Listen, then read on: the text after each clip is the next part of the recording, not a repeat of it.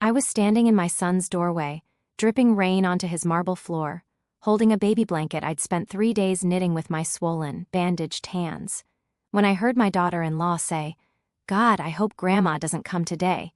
Then my son laughed and added, "Her knitting is embarrassing." And in that second, I realized something terrifying. They weren't just ashamed of my gifts, they were waiting for me to disappear. I was standing in my son's doorway, soaking wet from the rain, holding a baby blanket I'd spent 3 days knitting with my arthritic hands. My fingers were still bandaged, not the cute little bandages you see on kids when they scrape a knee. Mine were wrapped tight around my knuckles where the needles had rubbed me raw. The yarn had snagged on the tape more than once.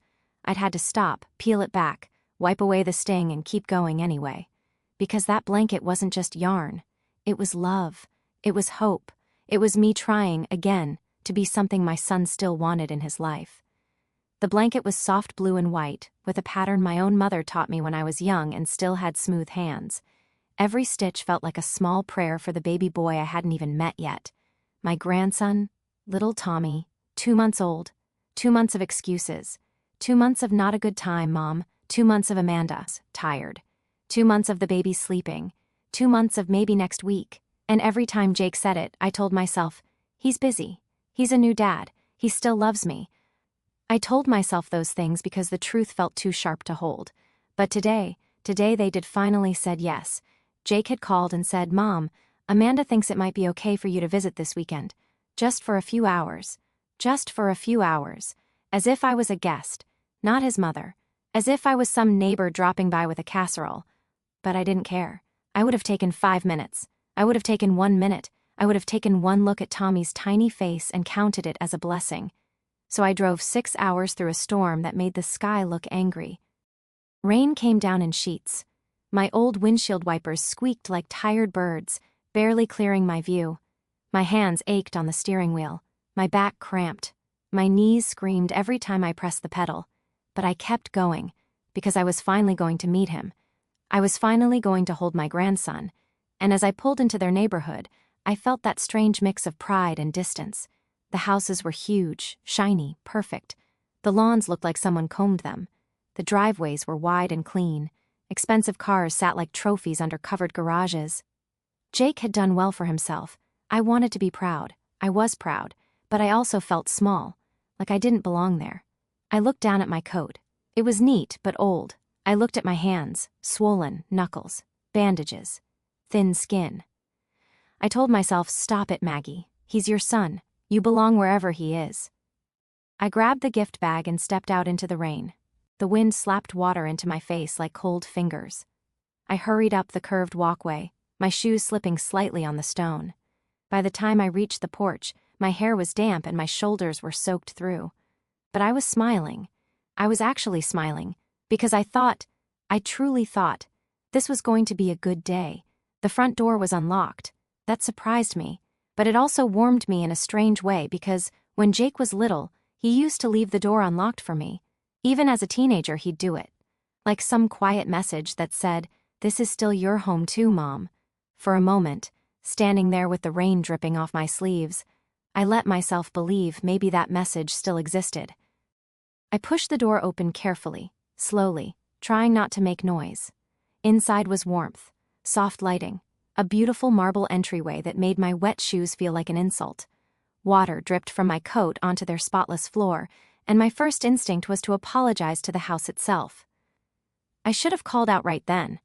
I should have said, "Jake, honey, it's Mom," but I didn't, because from somewhere deeper inside, from the kitchen, I heard my daughter-in-law's voice, and something about her tone made my stomach tighten before I even understood the words. "God, I hope Grandma doesn't come today," Amanda said. I paused. My hand stayed on the edge of the door like I needed it to hold me up. "She always brings those ugly homemade gifts," Amanda added, like she was talking about spoiled food. So pathetic. I didn't breathe. I swear my lungs forgot what they were supposed to do. Ugly homemade gifts? So pathetic.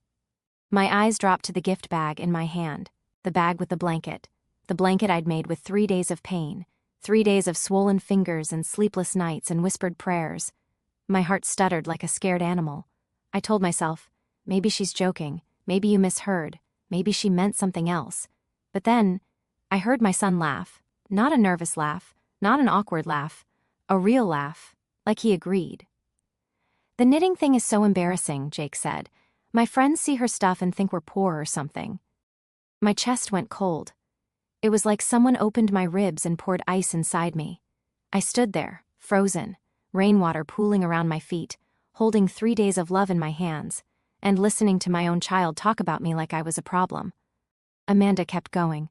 "When she does come, we need to hide her gifts before people see them," she said. "Last time that scarf looked like a kindergartner made it. I was mortified." Jake made a sound, half laugh, half sigh.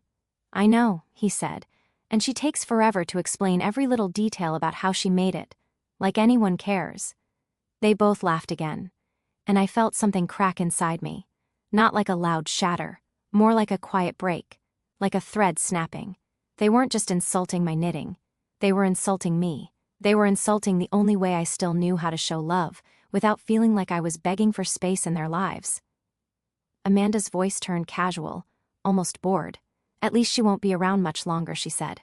I swear I felt my knees weaken. My mouth went dry. Then Jake, my Jake, said something that made my whole body go numb. "Yeah," he replied, with a cruel little smile in his voice. "Then we won't have to pretend to like her crafts anymore."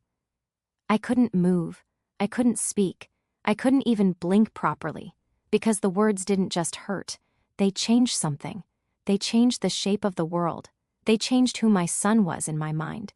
In that moment, I realized the visits weren't delayed because they were busy. The calls weren't short because the baby needed attention. The excuses weren't real.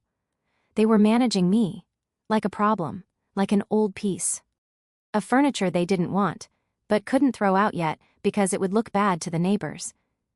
My fingers tightened around the gift bag handle until it cut into my skin. And I thought, if I walk in there right now, what happens? Do I confront them? Do I cry? Do I beg? Do I ask my son, why? Or do I turn around and leave, and let this moment become something I pretend never happened? I stood there and listened a little longer, even though every second was like swallowing glass. Amanda said, "She's going to try to take over and tell us what we're doing wrong. Old people always think they know better," Jake replied, "and she keeps talking about Dad like he's still alive. It's depressing. Depressing. My husband, Robert, 45 years together. Cancer took him, and grief left me with this aching hole that knitting was the only thing that ever softened. And my son called it depressing. I wanted to scream. I wanted to run. But what I felt most was humiliation. A hot, burning humiliation that crawled up my neck and into my face. I looked down at the blanket again, blue and white, perfect stitches, bandaged fingers, and I suddenly understood something so painful it almost made me laugh. I had been knitting prayers for a baby, in a house where I wasn't even welcome. Slowly, quietly, like a ghost, I stepped forward into their living room. My shoes left tiny wet prints on the floor. The room smelled like expensive candles and new furniture. A spotless white couch sat like it had never been touched by real life. I walked over to it and placed the gift bag down gently. I didn't open it. I didn't leave the card. I didn't even straighten the tissue paper.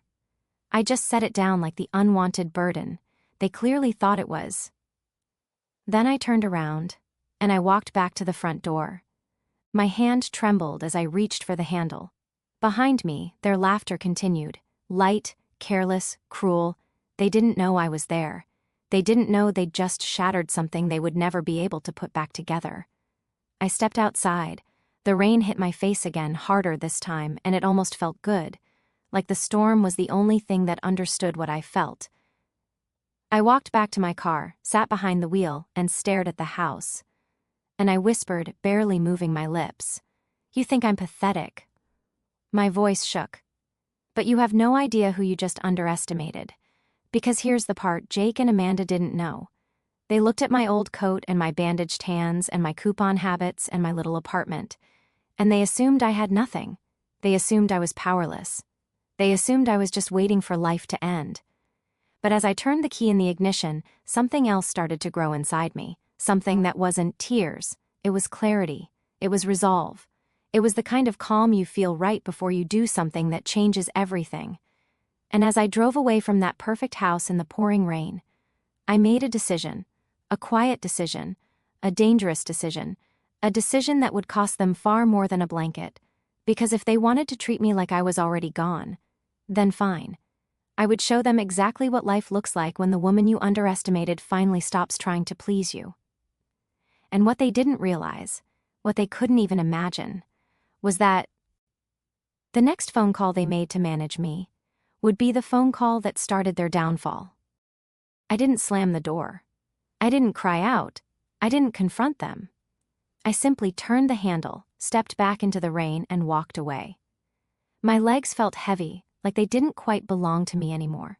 Each step toward my car felt unreal, like I was watching myself from far away. Rain soaked through my shoes, but I barely noticed. My chest felt hollow, like something vital had been scooped out and left behind in that beautiful, heartless house. I got into my car and closed the door. Only then did I let myself breathe. My hands were shaking so badly I had to grip the steering wheel with both of them. I stared straight ahead, watching the rain streak down the windshield, blurring the edges of their perfect home. 24 years of being Jake's mother. 72 years of living, loving, giving. And in 5 minutes of overheard conversation, I learned exactly how little I meant to the people I had built my life around. I turned the key and pulled out of the driveway. As I drove away, I kept waiting for the pain to turn into sobs. That's what usually happened. I cried. I broke down. I blamed myself for expecting too much. But this time, something was different. Yes, my heart hurt. But underneath the heartbreak, something else was growing. Something cold. Something clear. The rain grew heavier as I reached the highway. The storm matched what was happening inside me. Loud, relentless, impossible to ignore. Every mile I drove, their words replayed in my head like a cruel recording. Ugly homemade gifts. So pathetic. At least she won't be around much longer. I had to pull over once because my eyes filled with tears so fast I couldn't see the road. I rested my forehead against the steering wheel and cried. Not the soft kind of crying, but the kind that leaves you breathless. I cried for Robert. I cried for the years I'd spent putting Jake first. I cried for the grandmother I thought I was going to be. And somewhere between those tears, a realization settled in that made my stomach tighten. This wasn't new. This hadn't just started today. Today was simply the day I stopped being blind. By the time I reached my apartment, it was almost midnight. The storm had finally eased, leaving the world quiet and damp. I sat in my car for a long moment, staring up at my dark windows. My small apartment wasn't fancy, but it was mine. And for the first time that day, I felt safe. Inside, I hung up my wet coat, set my keys down, and sat at the kitchen table without turning on the light. My hands ached. My head throbbed. My heart felt bruised. Sleep never came. Every time I closed my eyes, I heard Amanda's voice. At least she won't be around much longer. Around 3 in the morning, my phone rang. Jake. I stared at the screen, my chest tightening. Part of me wanted to throw the phone across the room. Another part of me needed to hear what he would say. I answered, Mom? His voice was tight, worried. Are you okay? We found your gift bag on the couch, but you weren't here. I closed my eyes. I came by like we planned, I said quietly. But I realized it wasn't a good time. There was a pause. Then he rushed out words like he was trying to cover something. The blanket is beautiful, Mom. Amanda and I were just saying how amazing it is. You must have spent so much time on it. Lies, smooth, practiced lies. I heard you, I said. Silence, long, heavy, telling. I heard everything, I continued. Every word. I could almost hear Amanda whispering in the background. Jake's voice changed. Less panic, more control. Mom, you're taking things out of context, he said. Amanda's been stressed. You know how new mothers are. And you? I asked. Were you stressed when you laughed? Another pause. We love you, he said quickly. We love your gifts. I thought of my bandaged fingers, of the blanket sitting on their couch like trash. I need time, I said, and hung up. He called back immediately. Then again, and again. I didn't answer. The next morning, Amanda called. Her voice was syrupy sweet. Maggie, I am so sorry about yesterday. I was exhausted. Hormones have been all over the place.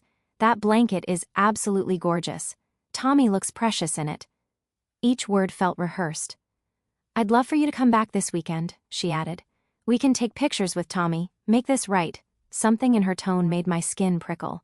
This wasn't remorse, this was damage control. That sounds lovely, I said calmly. Let me check my schedule. After I hung up, I stared at my hands. The bandages, the cuts, the proof of love they mocked. That afternoon, my neighbor Mrs. Rodriguez knocked on my door. "Maggie, dear," she said gently. "Jake called me yesterday. He wanted to know if you'd been confused lately. If I'd noticed any memory problems." My blood ran cold. "What else did he ask?" I whispered. "He asked if you needed help with money." Said older people sometimes make mistakes. Money, mental state.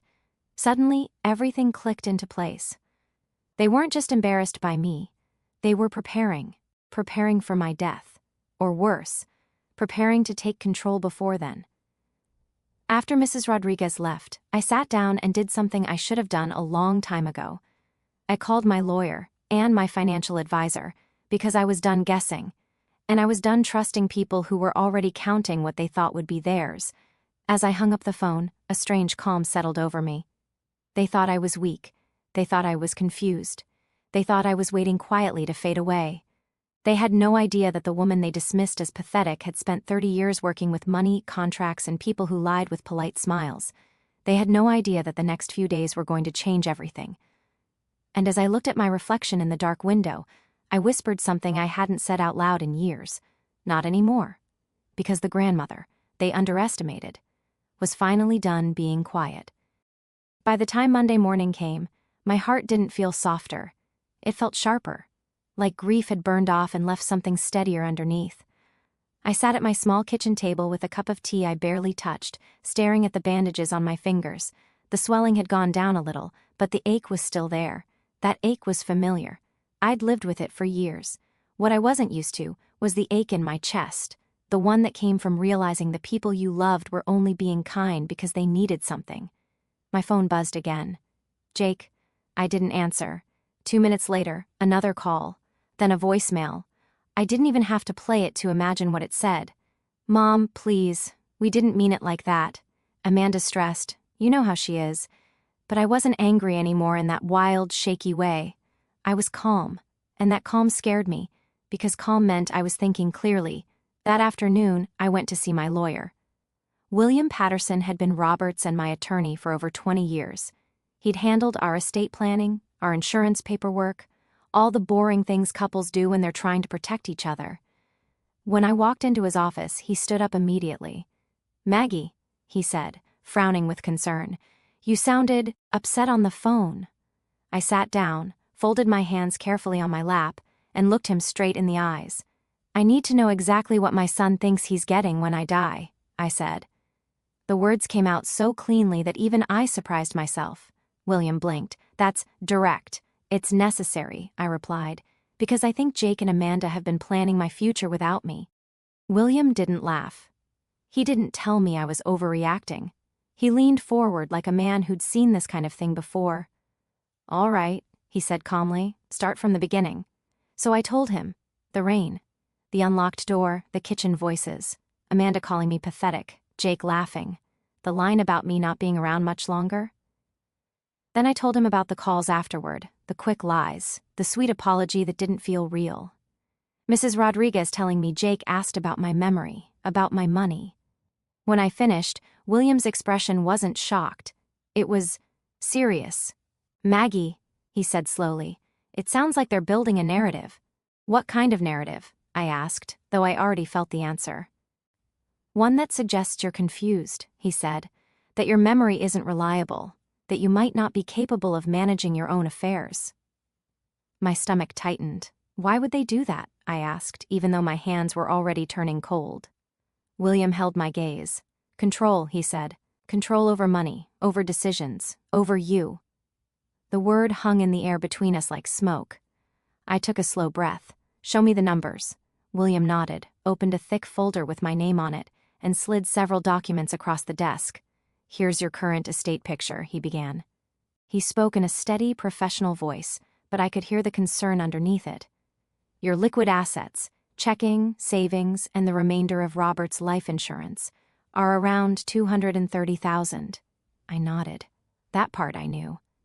"Your investment portfolio, managed conservatively," he continued, tapping another page, is approximately $185,000. My eyebrows lifted. It grew more than I thought. It did, he said. Your condo is paid off. Current market value is around $115,000. I did the math in my head. So, total estate is about $530,000. I said quietly. William nodded. Approximately. And Jake is currently listed as your primary beneficiary, minus a few small charitable gifts. $500,000. I sat back in the chair, not because I was proud, but because I suddenly understood the shape of Jake and Amanda's world. Their patience, their smiles, their fake apologies. It wasn't about love, it was about waiting. William cleared his throat. Maggie, I need to ask you something. Has Jake contacted me? My heart sank. Yes, William said before I could even respond. 3 weeks ago. 3 weeks, right around the time Amanda's excuses started getting more intense. What did he say? I asked. He asked about timelines, William replied. How long estate settlements take. He said he was worried about your health. I felt something hot rise in my throat. And? I managed. And he asked, William said carefully, about expedited proceedings in cases where an elderly person may not be competent to make decisions. The room went still. I stared at him. He asked about declaring me incompetent? It certainly sounded that way, William admitted. I told him it was inappropriate and that I had no evidence of any cognitive decline in you. My hands clenched into fists. I thought of Jake's voice. At least she won't be around much longer. This wasn't casual cruelty anymore. This was strategy. A soft knock interrupted us. William's assistant poked her head in. Mr. Patterson, I'm sorry, but there's a call on line 2. Carlos Valdez from First National. He said it's urgent. William looked at me. Something about the timing made my stomach drop. Put it through, William said. A man's voice came through the speaker. William?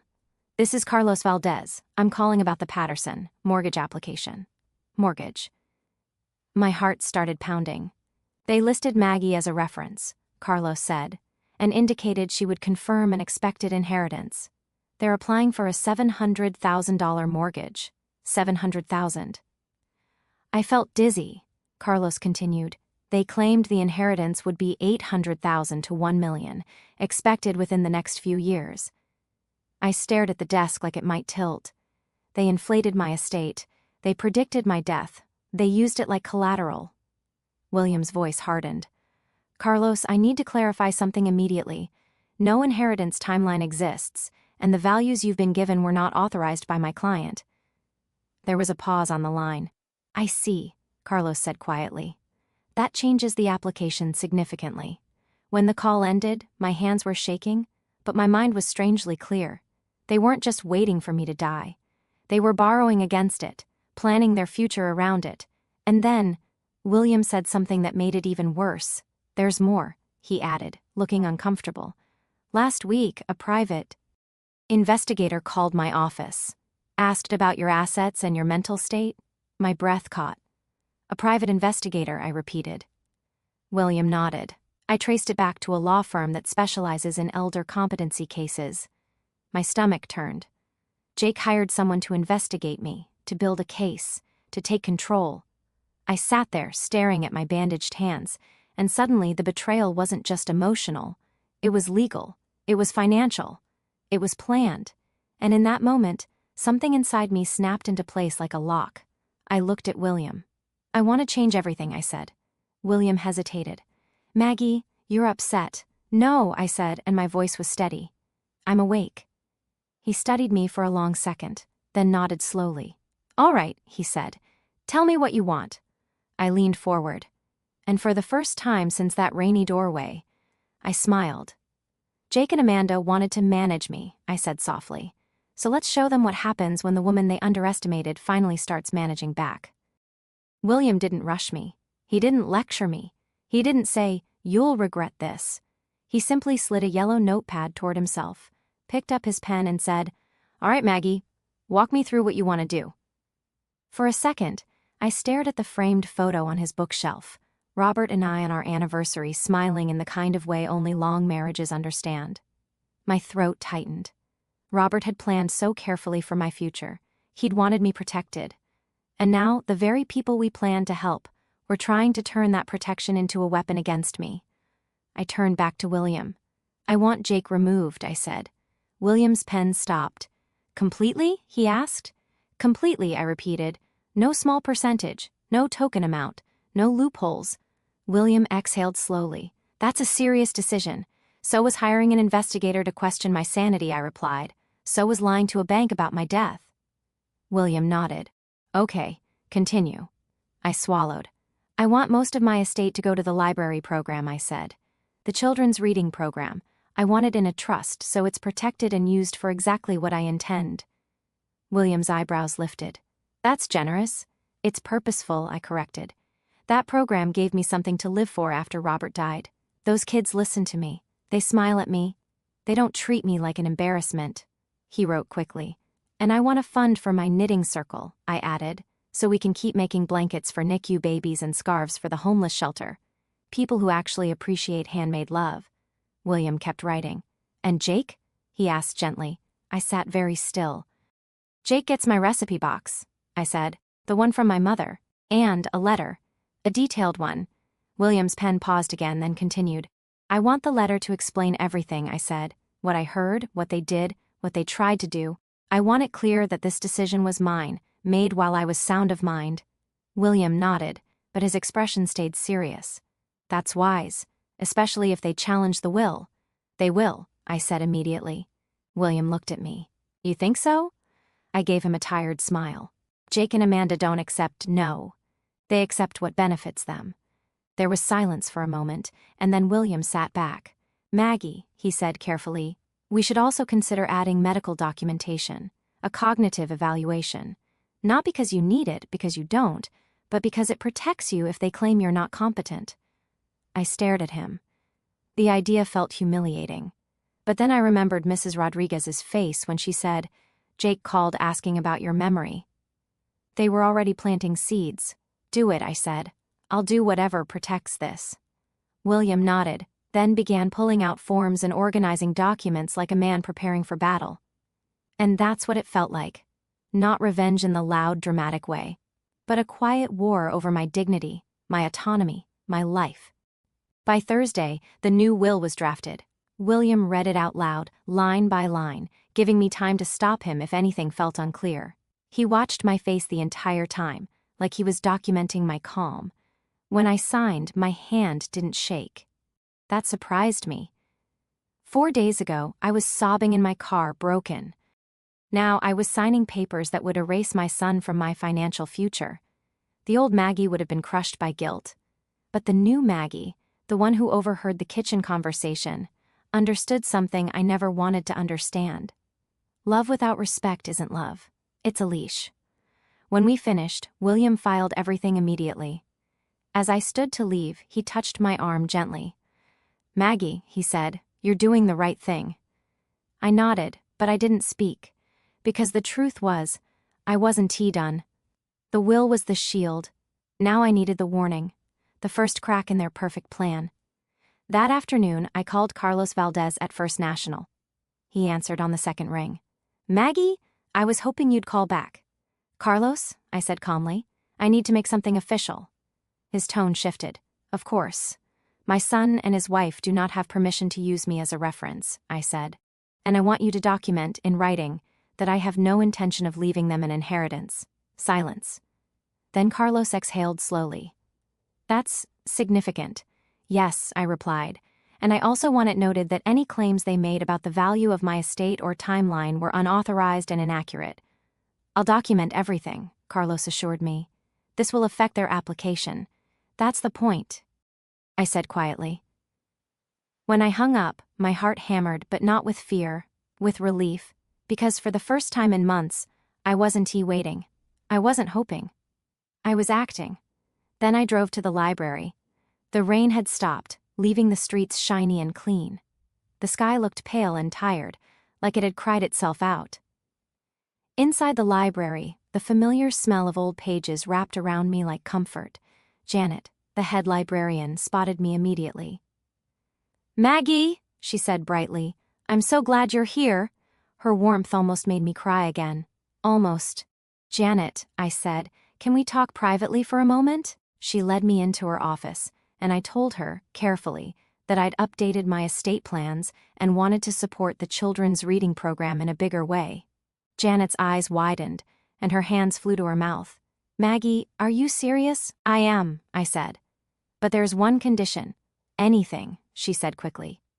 When the time comes, I told her, I want my son to know where the money went. I want him to understand that the pathetic knitting grandma he mocked chose to invest in children who still know how to appreciate love. Janet stared at me for a long moment, then nodded slowly, like she understood more than I was saying. "Okay," she said softly. "We can do that." I left the library feeling lighter. Not happy, not healed, but lighter. Because my love was finally going somewhere it mattered. That evening, my phone rang. "Jake," I answered this time. "Mom!" His voice burst out like panic. "The bank called. They said you told them you weren't leaving me anything. What is going on?" I leaned back in my kitchen chair and stared at my tea, still untouched. "No mistake," I said calmly. I told them the truth. "Mom, you can't just do that," he snapped. "We already put an offer on a house." I didn't raise my voice. "You put an offer on a house," I repeated, "using my death as part of your plan." He inhaled sharply. "That's not what we—" "Jake," I interrupted, my voice still soft. "I know about the investigator." Silence. "I know about the calls to William," I continued. "I know you asked about competency cases." His voice dropped. "Who told you that?" "My lawyer," I said simply. In the background, faint but clear, I heard Amanda whisper, sharp and angry, "How does she know?" Jake's breathing changed, faster, tighter. "Mom," he said, forcing his voice to sound gentle again. "You're not thinking clearly. Maybe you should talk to someone, get evaluated, just to be safe." There it was. The plan. The script. The moment they'd been preparing for. I smiled slightly, even though he couldn't see it. "Funny you mention that," I said. "Yeah?" he asked cautiously. "I already did," I replied. Silence again. And then Amanda's voice hissed, through the phone like poison. "Is she buying it?" Jake didn't answer her fast enough. And in that 1 second, I understood everything. They weren't scared for me. They were scared for themselves. I lowered my voice. "You wanted to manage me," I said. "So here's what's going to happen next." "Mom," he started. "No," I said, still calm.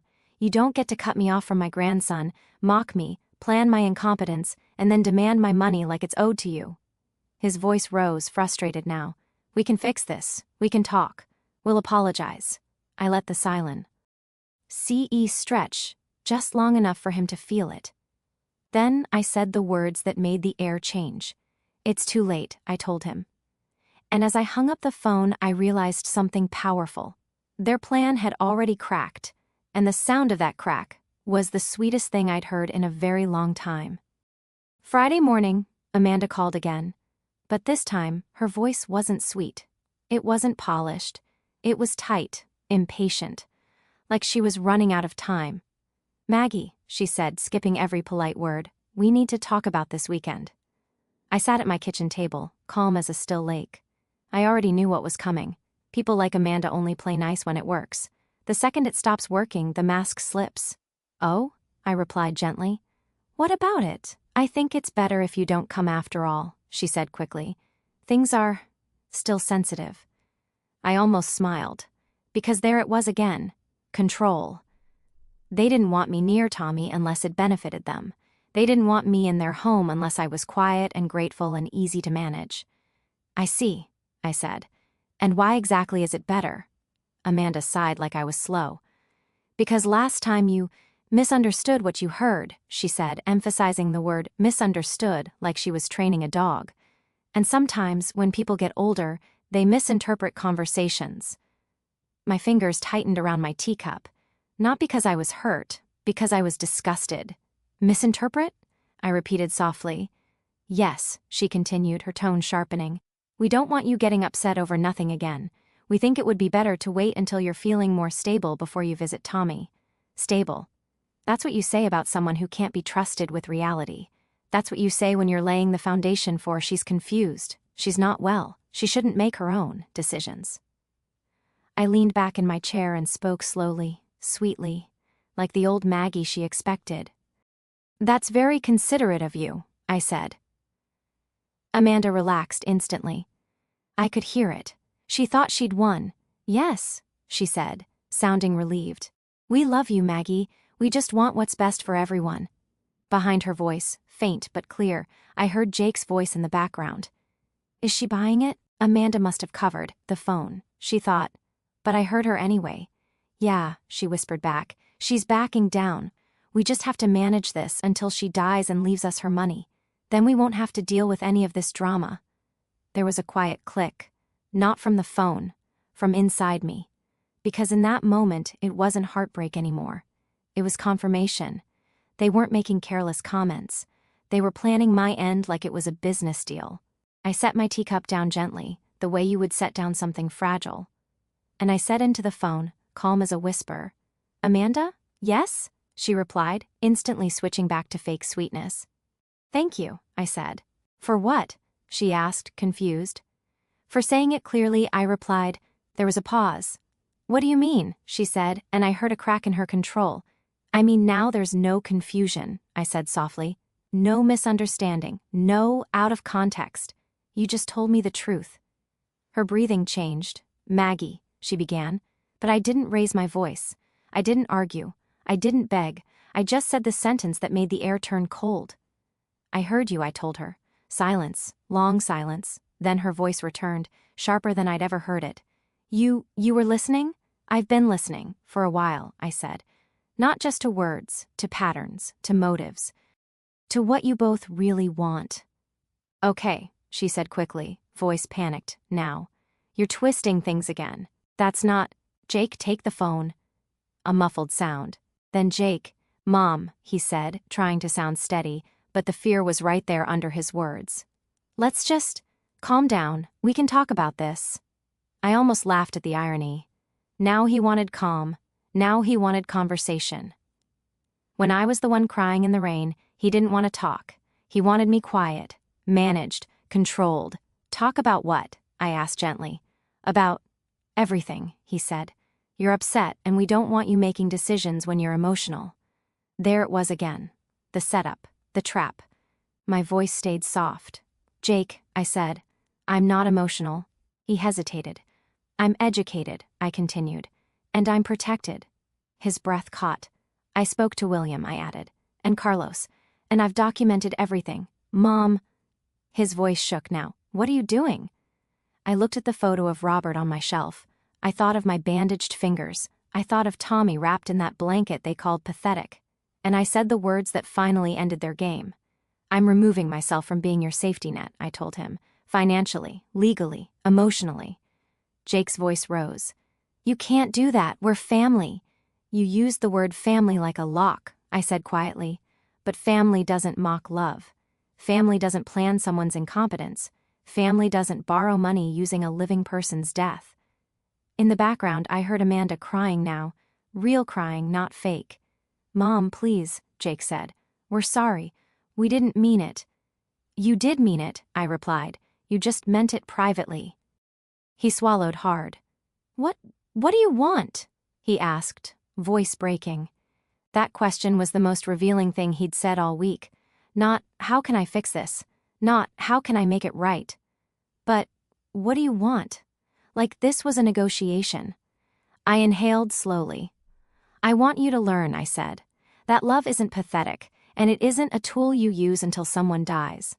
Silence. Then Jake whispered, "What about Tommy?" My heart twisted. Because that was the real wound, wasn't it? The innocent baby in the middle. "I will always love Tommy," I said, voice softer now. "But I won't trade my dignity for access." Jake made a broken sound in his throat. "Mom, don't do this." I didn't shout. I didn't threaten. I only said very calmly, "It's already done." And then I ended the call. I sat in my kitchen for a long moment, listening to the quiet. My hands were still bandaged.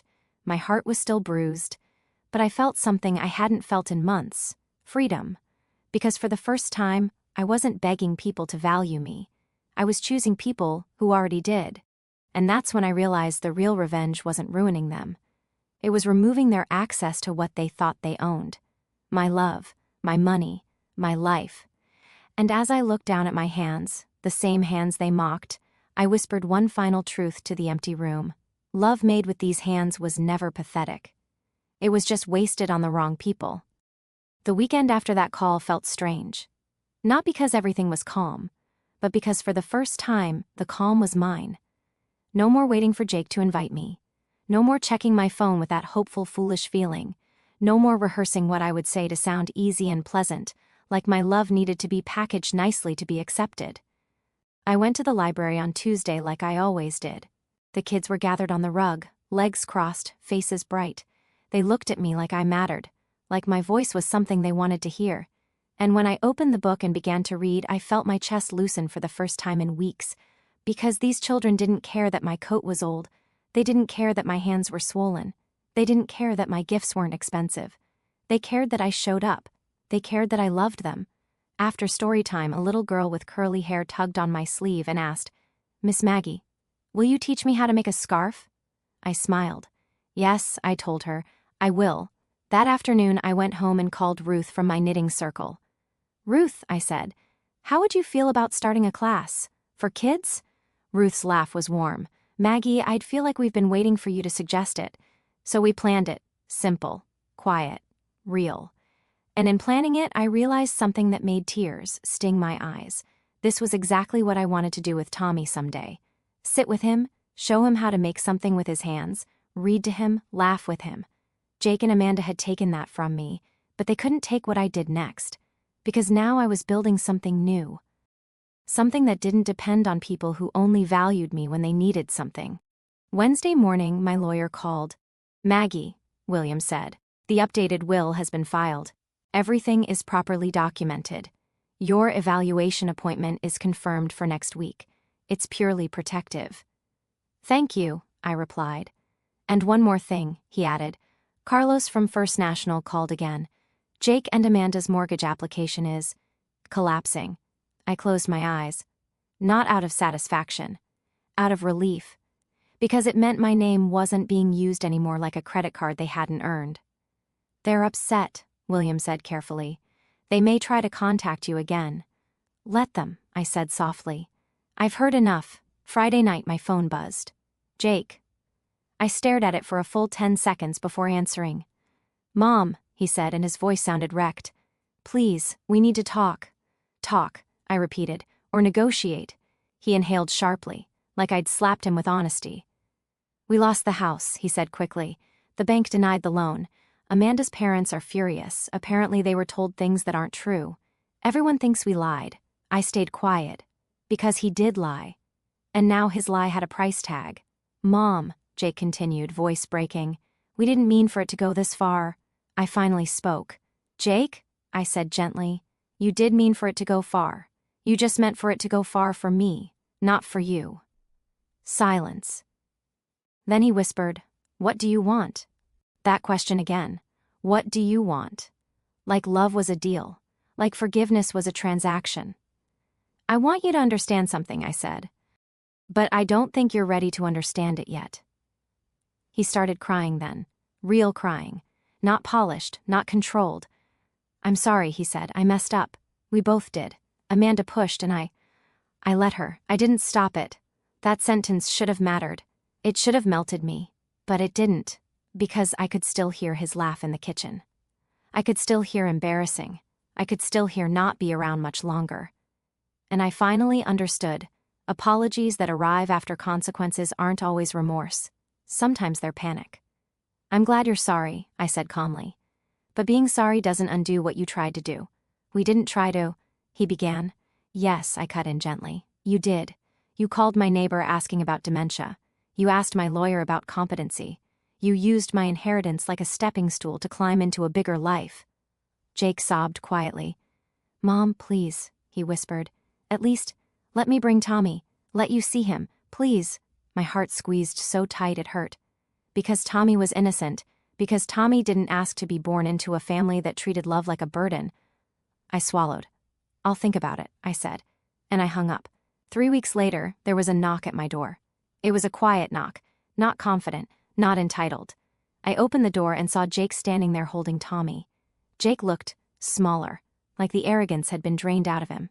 His eyes were tired, his shoulders slumped. Tommy was bundled against him, wide-eyed, perfect, soft. For a second, my breath left my body, because no matter what Jake had done, Tommy was still my grandson. "Mom," Jake said softly, "can we talk?" I didn't step aside. I didn't invite him in. I just looked at Tommy. "Can I hold him?" I asked. Jake hesitated, just a flicker. Then he handed Tommy to me. The moment that baby settled into my arms, something deep in me ached and healed at the same time.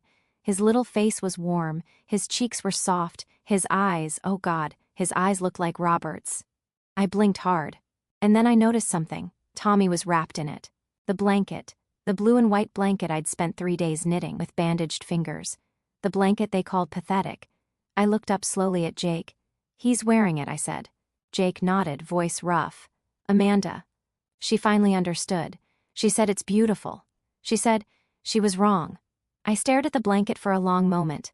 Not because I needed praise, but because the blanket suddenly felt like proof of something. Proof that love stays love even when people mock it. Proof that what's handmade carries the truth of the hands that made it. Jake cleared his throat. "Mom, we want to fix this. We want to be a family again." I held Tommy closer, kissed his forehead gently, and then, slowly, handed him back. Jake's face fell. That's when I spoke. "Jake," I said quietly, "this blanket represents everything you threw away." He swallowed. "The money?" I shook my head. "No," I said, "not the money. The love." Jake's eyes filled again. "I know," he whispered. "I know I messed up." I nodded once. Then I reached into my pocket and pulled out an envelope. Jake looked at it like it might bite him. "What's that?" he asked. "My letter," I said. "The one you'll get with the recipe box someday." His face tightened. "I'm giving it to you now," I said calmly, "because I want you to live with the truth while I'm still here. Not after." His hands trembled as he took it. He didn't open it yet. He just stared at me. "Mom," he whispered, "are you really cutting me off?" I looked at him. The son I raised, the boy I once stayed up all night with when he had fevers, the young man I hugged on graduation day, the adult who laughed at my pain and planned my incompetence. "You cut me off first," I said softly. "You just didn't tell me until I overheard it." Jake's shoulders collapsed. "Can we ever come back from this?" he asked. I paused, and my answer was the most honest thing I'd said in years. "I don't know," I admitted, "but here's what I do know." I stepped back slightly, keeping my voice steady. "Respect is the price of being in my life," I said. "Not money, not apologies. Respect." Jake nodded slowly, like the words were landing for the first time. "And Tommy?" he asked quietly. I looked at my grandson, and my heart softened just a little. "Tommy will always be welcome in my heart," I said. "But you and Amanda don't get access to me like I'm an inheritance account." Jake nodded again. "I understand," he whispered. I held the door open just long enough to say one final thing. "Tell Amanda," I said, "that love isn't pathetic." Then I closed the door. And I didn't collapse.